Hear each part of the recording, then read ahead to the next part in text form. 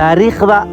kaamirada sidee ay ku timid sawir qaadistu maanta haddii aad rabtid inaad sawir qaad hal ilbiriqsi ayay qaadanaysaa laakiin ma ogtahay in fikirka kaamirada ay soo bilaabatay boqolaal sano ka hor sidee ayay u soo martay isbedelo ilaa ay maanta noqotay mid ku jiro taleefon gacanta bilowgii hore ee kaamirada qarnigii 11aad saynisiyaan muslin ah oo la yiraahdo ibnu al-haytham ayaa sharaxay sida uu u shaqeeyo iftiinka wuxuu isticmaalay fikrad la yiraahdo kaamira option qol madow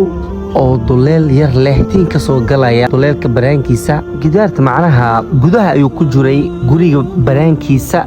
iyo duleelka oo qolka waxa u dhaxeeyo saynisyankii daraasiinay tan waxay ahayd saligii ugu horeeyay ee kaamirada casriga ah sawirkii ugu horeeyay waxa la qaaday sanadka markuu ahaa 1826 nin Faransiis oo la yiraahdo Joseph ayaa qaaday sawirkii ugu horeeyay ee taariikhda sawirku wuxuu qaatay in ka badan saacadooyin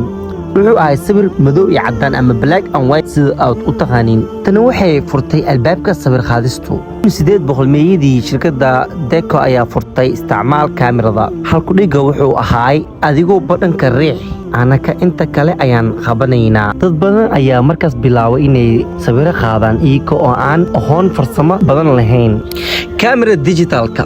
waxay bilaabatay 1975 injineer ka tirsan Doka ayaa la oran jiray Stephen ayaa aasay ama sameeyay kaamirada ugu horeysay ee digitalka ah sawirku wuxuu ku keydsamayay cajaladaydiisa aad ay u hoosisay markii loo eega maanta laakiin wuxuu ahaa bilowgii gacanka digitalka kaamirada taleefanka maanta shirkadaha sida Apple iyo Samsung waxay daraasayeen ama soo siyaadiyeen kaamirooyin tayale ama telefoon kaamirada sareyso waxa kamid ah 4K iyo 8K video iyo AI sawirooyin lagu hagaajiyo qof walba wuxuu noqday sawir qaade kaamiru waxay ka soo bilaabatay qol mugdi oo dalool yar leh ilaa ay maanta ku jirto jeebkeeni su'aashu waxay tahay mustaqbalka sidee ayay u ekaan doontaa kaamirada